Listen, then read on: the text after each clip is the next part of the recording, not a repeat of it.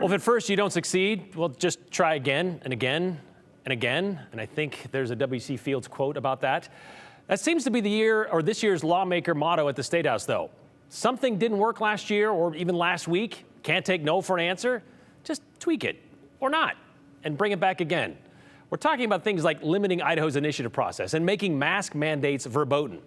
Joe Paris is talking about it as well. Stage Wednesday morning. 2 ideas printed that would change how the voter initiative process works in Idaho. First, in the Senate State Affairs Committee, a proposal to change the state constitution. The idea touches on the signature gathering campaign needed to qualify a citizen question to the ballot. Right now, the requirement is signatures from 6% of registered voters in 18 of the 35 legislative districts. The proposal asks Idahoans to sign off on an increase. To increase the number of districts that require 6% signature threshold from 18 to 35. If the idea clears the State House, the joint resolution would be a question on the November 2026 ballot. So it is up to the people. Why? In short, from Senator Doug Okonowitz, Requirement to all districts, nobody gets ignored. this is a similar concept to a law passed in 2021 that was ultimately struck down by the Idaho Supreme Court as unconstitutional. So the logic here is, if a law is unconstitutional, change the Constitution.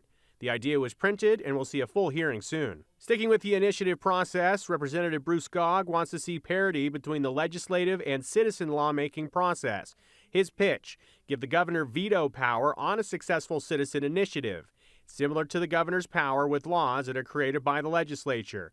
The catch is, the governor could only veto if the initiative passes with less than a 2/3 majority. If the governor vetoes it and it's a 52% vote or 54% vote, then it's dead.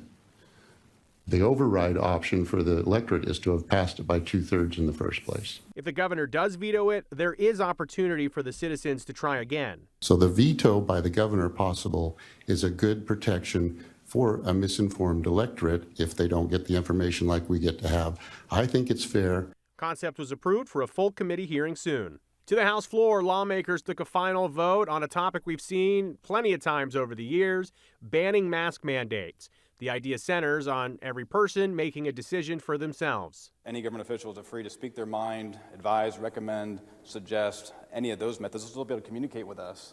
So to me, they just got to treat us like adults and ask us to buy in on it. They just can't force us by threatening us with jail time or prohibitive fines. An argument against the idea: this would take away local control. We pass a bill like this, and who knows what we may be facing in the future at the local level. Right now, there's an outbreak of tuberculosis in the center part of our country, and masks are being recommended to protect those people. Legislation passed with a strong majority in the House. It now heads to the Senate.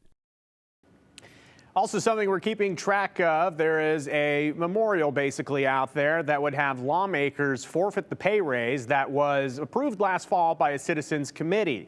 There's been a lot of conversation about it, but the clock is ticking. They have until the end of business on the 25th day of the legislature, which, Brian, works out to be this Friday. Yep. We will see if lawmakers in the House will do what the Senate already did and say no thanks to the pay raise. Let me get this straight. Skog tried to introduce a bill earlier in this session that tried to raise that threshold to 60%.